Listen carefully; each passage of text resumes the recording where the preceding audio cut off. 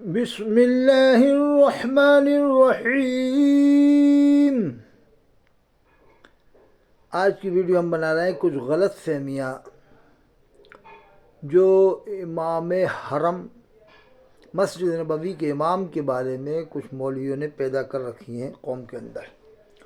उसको दूर करने के लिए यह आज की वीडियो हम बना रहे हैं। और ज़रूरी यूँ है कि लोगों की नमाज़ें कहीं बर्बाद ना हो। जैसे साजी जड़ा में एक मौलवी रामपुर के रहने वाले हैं, चेचक के दाग उनके चेहरे पे हैं। वो कह रहे थे मैं हज करने गया तो मैंने एक भी नमाज जमात से नहीं पढ़ी। फिर मैंने कहा जुमा किसके पीछे पढ़ा, तो वो कह रहा है कि जुमा मैंने नहीं पढ़ा, मतलब होटल में पढ़ा जुमा। अब कोटा के लोग भी सोचेंगे यार होटल में जुमा कैसे हो जाएगा, ऐसे तो कहीं भी नमाज़ पढ़ लो जुमे की। फिर तो बस में भी नमाज़ पढ़ सकते हैं जुमे की। होटल जैसे तुम कह रहे होटल में पढ़ लिया तो बस में ट्रेन में क्या ऐसे जुमा हो जाएगा हर कहीं। जुमे की जो शराइत हैं उसके मुताबिक ही तो जुमा होगा। तो वो रामपुर के हैं मौलवी जाब, जो है तो सुराकुल्ली अंदर से, लेकिन ऊपर से कट्टर यूँ बन गए हैं कि पैसा कमाना है। 1 करोड़ से कम का अनंतपुरा में मकान है और लिखते कैलेंडर में कि हर साल खसारे में मदरसा 80,000 85,000। तो लोग सोचेंगे यार कब तक हमें गुमराह करोगे आप। कैलेंडर में आप लिखते हो खसारे में, जो आपके पुराने कैलेंडर हैं सब में खसारा है। 11 साल 12 साल से आप खसारा लिख रहा हो और आप मदरसा बनाते जा रहा हो और आपका मकान खुद बन गया। आपका मकान कैसे बना जब खसारे में थे आप? आपका अनंतपुरा में आपने इतना बड़ा मकान कैसे बना लिया 1 करोड़ से कम का? और हज कैसे किया आपने? बच्चों को डॉक्टर इंजीनियरिंग कलेक्टरी कैसे पढ़ा रहा हो आप? क्या मालूम क्या पढ़ा रहे हैं, डॉक्टरी कलेक्टरी इंजीनियरिंग जो भी पढ़ा रहा हूँ। तो ये लोग को धोखा देने के लिए क्या कहते हैं खसारे में है। और शाही मावा सेंटर जो रूजदार साहब है, मौलाना रूजदार साहब मेवात के रहने वाले हैं, उनसे उनका कैलेंडर में चंदा इनके मदरसे का जो सारी जड़ा में है शाही मावा सेंटर के नाम से कैलेंडर में छपा और मोबाइल नंबर उनका फ़ोटो छपा। और ये कह रहा है कि हमने नहीं छपाया, उन्होंने छाप दिया था प्रेस वालों ने। प्रेस वाले से कैसे छाप देंगे? और छाप भी दिया था, तुमने निकलवाया क्यों नहीं? ये क्यों नहीं कहा कि भाई इनका देवबंदी का क्यों छापा आपने? जगह जगह से देवबंदी से चंदा ले आएंगे, दूसरों को मना करेंगे। अब ऐसे ये इमाम हरम के पीछे कह रहे थे कि मैंने नमाज नहीं पढ़ी।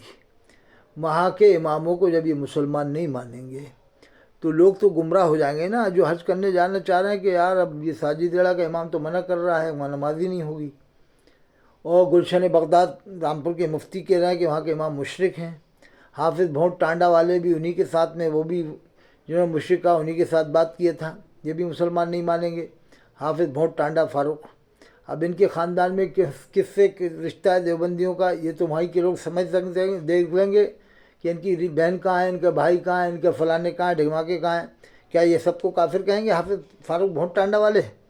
जब ये अरब के लोगों को मुसलमान नहीं मानेंगे भोंट टांडा वाले वहाँ के इमामों को, और ये कहेंगे नमाज नहीं होगी, तो फिर लोग हज करने जाने में डरेंगे कि नहीं? भोंट टांडा के और ये सवाल के और ये चुन्ना वाला के, हकीमगंज के, किला खेड़ा के, कि यार जब वहाँ नमाज ही नहीं होगी तो फिर जाने से फ़ायदा क्या होगा? ये गुलशन बगदाद के मुफ्ती साहब कह रहे हैं, जामिया इस्लामिया के मुफ्ती साहब। और जो कि मुफ्ती जुल्फ़िकार नईमी ककराला वाले भी काफिर मानते हैं। उनके दोस्त जो मऊ रानीपुर में है, उनकी दोनों बहनें देवबंदी के घर में, वो इधर सुन्नी बने हुए हैं, दोनों बहनें देवबंदियों के यहाँ नजीबाबाद के पास में गाँव में। तो वो उनका निकाह नहीं हुआ मुफ्ती जुल्फ़िकार नईमी के साथ है, लेकिन आपस में दोस्ती में निभा लेंगे। अपना दोस्त से चलेगा, दूसरे का होगा तो उस पर फतवा लगाएंगे कुफर का कि निकाह नहीं हुआ, औलाद नाजायज़ हुई। भाई औलाद जब दूसरे की नाजायज़ हुई तो इनकी कैसे जायज़ हो गई? जो मऊ रानीपुर में मुफ्ती हैं, इनकी सगी दोनों बहनें वहाँ पर हैं देवबंदी घर में। मैं किराया देने को तैयार हूँ, लो मुझसे किराया 10,000 रुपया, जाओ देखो। हैं इस तरह से ये लोग धोखा देते हैं। ऐसे ही साजिदेड़ा वाले 1 करोड़ से कम का अनंतपुरा मकान बना लिया, हज कर लिया, सब कर लिया, प्लाट मिलाट क्या मालूम कहाँ का ख़रीद रखे होंगे, और यहाँ खसारा लिख देते हैं। अब लोग कहेंगे तुम्हारा कौन सा अरबपति घर है जो तुम कहोगे कि साहब हम घर से लाए थे, चलो हमें घर दिखाओ चल के रामपुर में, तुम्हारा घर देख के हम कितना बड़ा, मैंने खुद देखा है, कोई मामूली ऐसी। तो ये लोग कुछ भी झूठ बोल देते हैं। मैं इनके घर में बंटवारा है, सबको अलग अलग ज़मीन आएगी, 2-2 4-4 बीघा जो भी ज़मीन हो, 5-5 बीघा, उसमें क्या ये इतना बड़ा मकान बना लेंगे क्या? एकदम ज़मीन बेच के आके इन्होंने सब किया है यहाँ पर। सब मदरसे के ज़रिए से सब कर लिया उन्होंने। 1 करोड़ से कम का अनंतपुरा मकान, और ऊपर से कह रहा है मैंने हज में एक भी नमाज़ नहीं पढ़ी जमात से। तो नमाज नहीं पढ़ी तो फिर गए क्यों थे? फिर कुर्बानी क्या की? इनसे पूछ लेंगे कोटा साजिद जड़ वाले, कुर्बानी की क्या नहीं की? ये की क्यों की कुर्बानी? कुर्बानी में जब वो कुर्बानी करेंगे वहाँ के लोग हाथ डालेंगे तो ज़िबा ही नहीं होगा। कह देगा कि वो मैंने खुद ज़िबा किया, तो लोग कहेंगे ऊँट को तूने कैसे ज़िबा किया? चल बकरे का हम मान सकते हैं, ऊँट थोड़ी ज़िबा कर सकता आम आदमी, ऊँट के लिए तो ज़िबा करने वाले अलग ही होते हैं। तो तब भी झूठ बोल जाएगा मैंने हाँ ऐसा कर दिया था, वैसा कर दिया था, ऊँट के यूँ बल्लम मार दिया था गले में, ये कर कुछ भी कह देगा। कहना चल ये भी मानिए, छः बता कि वहाँ का गोश्त जो तूने ऊँट को किसके दिया? झूठ बोल देगा कि सुन्नियों को दिया है, ऐसा भी झूठ बोल सकते हैं। कहना बता कौन से सुन्नी वहाँ खड़े थे जो तेरा गोश्त लेने खड़े थे मीना के अंदर, जो गोश्त लेने के लिए आए थे, वो इतना गोश्त कैसे लेके चले जाएंगे? वो कहाँ पे रख के लेके जाएंगे ऊँट का गोश्त? वो ऐसे कौन से सुन्नी थे जो वहाँ गरीब खड़े हुए थे मीना में, जो तेरा गोश्त लेने के इंतजाम में थे? एक ऊँट तो होता नहीं है वहाँ, तो लाखों की तादाद में। तो लोग समझ जाएंगे तुम गुमराह कर रहे हो हम लोगों को। कुर्बानी वहाँ की, गोश्त उनको दे आया, और तुझे भर के लाना था हवाई जहाज़ के जरिए इंडिया में, साजिदड़ा में आके बांटता गोश्त ऊँट का। इस तरह की बातें करते हैं लोग कि लोग गुमराह हो जाए। अब ये कहते हैं साहब वहाँ के इमाम ऐसे हैं वैसे, कि नहीं बताओ अरब के अंदर हुकूमत जब अगर नजदियों की है तो इंडिया में भी तो हुकूमत बीजेपी की है, सेंटर में बीजेपी की है, राजस्थान में बीजेपी की है। क्या यहाँ के आप कायदे कानून नहीं मानेंगे क्या बीजेपी हुकूमत के? अभी SIR का सिलसिला चल रहा है, क्या आप नहीं मानेंगे? क्या मना कर देंगे कि हम नहीं मानेंगे SIR के सिलसिले को या कानून को? कौन मना करेगा? मानना पड़ेगा। हुकूमत की तरफ से कानून आया भाई SIR, उसमें जो इंक्वायरी ये करवाना पड़ेगी। तो लोग कहेंगे भाई वहाँ के कायदे कानून वो इमाम मान रहे हैं, मजबूरी है तो इमामत कर रहे हैं, तो ऐसे तुम भी तो यहाँ पर रह रहा हो। तुम क्या इंडिया की हुकूमत में नहीं रह रहा है, बीजेपी की हुकूमत में है? और क्या आला हज़रत ने नहीं लिखा था कि गवर्नमेंट से ऐड ना कराओ मदरसे? तुम्हारे पीर साहब ने क्या ऐड नहीं कराया? नहीं कराया तो और लोग तो करा रहे हैं। जहाँ तुम पढ़ के आओ अशरफिया वालों ने तो ऐड कराया, वो तो नहीं माने ना हालत के फतवे को, है? तो हालत के फतवे को नहीं मानने वाले बहुत से हैं, बरेली में ही होंगे। अदरी मियाँ ने तो माना, लेकिन उनके ख़ानदान वाले ने, उनके छोटे भाई ने नहीं माना हालत के फतवे को। कि हालत ने लिखा है कि गवर्नमेंट से मदरसों को ऐड मत कराओ, तो क्यों करा रहा हो फिर ऐड? जब हालत के तुम फतवे को मानते हो कि वहाँ नमाज नहीं होगी मक्का शरीफ मदीना शरीफ में, तो जिन्होंने ऐड कराया ये क्यों कराए ऐड? मुफ्ती जलालुद्दीन अमजदी साहब ने क्यों बगावत की हालत के फतवे से कि ऐड करा सकते हैं? तो जब उनकी तहकीक को तुम मान लो मुफ्ती जलालुद्दीन अमजदी की, तो हालत की तहकीक से बड़ी है कि मुफ्ती जलालुद्दीन अमजदी की तहकीक? और मुफ्ती जलालुद्दीन अमजदी वो हैं जिन्होंने सफ़ा 494 में खुतबात मुहर्रम में लिखा है, सफ़ा 494 में, कि हमने कंज़ुल ईमान की फ़ैज़ में सैकड़ों 145 गलतियाँ निकाली हैं। देख लो, पढ़ लो 145 सफ़ा 494। कहना 6 बार इसलाह की है, एक बार 32, 36, 45, ऐसे 145 तक गलतियाँ निकाली। और कोई एक निकाल दे तुम उसको इस्लाम से खारिज करार दे दोगे। इस तरह से बहुत सारी बातें हैं मियाँ। 479 खुतबात मुहर्रम में लिखा है कि साजिद साथ से लोग मुफ्तियाम के खिलाफत नामे ले लेके चले गए और खिलाफत पे मुरीद कर रहा, उस खिलाफत पे मुरीद कैसे हो जाएंगे? वो तो मुफ्तियाम की मर्ज़ी से थोड़ी, साजिद साहब उनके दामाद थे, उन्होंने दे दिए खिलाफत नामे। सफ़ा 479 में लिखा है खुतबात मुहर्रम में। ऐसे बहुत से खलीफा बन के खिलाफत कर रहे हैं, पीर मुरीद कर रहे हैं। तो कहना मियाँ किस किस को आप क्या करोगे? और कहना अगर ऐसे तहकीक़ें करोगे इमामों की, वहाँ के हरम के इमामों की, तो आपके कोटा में जो इमाम, आप खुद जो का पहले इमाम थे किशोरपुरा में थे कि नहीं? छोटी मस्जिद में क्यों आए वहाँ से आप? क्योंकि आपका साथी इटावा से लड़की लेके आके वहाँ पर रुका हुआ था, वो लड़की आपके पते पे आई वहाँ पर, वहाँ से आपकी इमामत ख़त्म हुई। जब कन्फर्म हो गया कि ये साथी थे, फ़ोटो निकला तुम्हारा, अखबार में छपा है कोटा के, कहना फिर तो तुम्हारे पीछे भी नमाज़ना पड़े हम। ऐसे अगर तहकीक करें कि तुम कहाँ से आओ, क्या करके आओ, और ऐसे तो कोटा में कितने इमाम इधर से उधर गए। जो यहाँ पर इमाम थे वक्फ बोर्ड में, वो उन्होंने किससे निकाह किया? अपनी शागिर्दा से निकाह किया। इस तरह के कोटा में कितने इमाम निकाले गए हैं? कितने इमाम गए हैं? जो लोको कॉलोनी इमाम थे वो उनको निकाला गया, बहुत सी जगह के इमामों को इस चक्कर में निकाला गया कोटा से। तो फिर तो किसी हम सबकी तहकीक करें, तुम कहाँ से आए हो, क्या करके आए हो, चलो नंबर दो वहाँ का। अब वो उससे नंबर लेके स्वार से आए साहब, मैं इमामत करते थे, लाओ सदर का सेक्रेटरी का नंबर दो। वो कह नहीं है मेरे पास। कहना चलो निकलो यहाँ से। जब सदर सेक्रेटरी का नंबर नहीं तो काय को इमामत करने आओ तुम?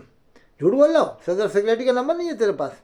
अब वो सदर सेक्रेटरी नंबर दे लगाया, कहीं और लग जाए तो समझ लो झूठ बोल रहा है कि तू तो सदर सेक्रेटरी का कह रहे थे, किसी और का नंबर दिया तूने।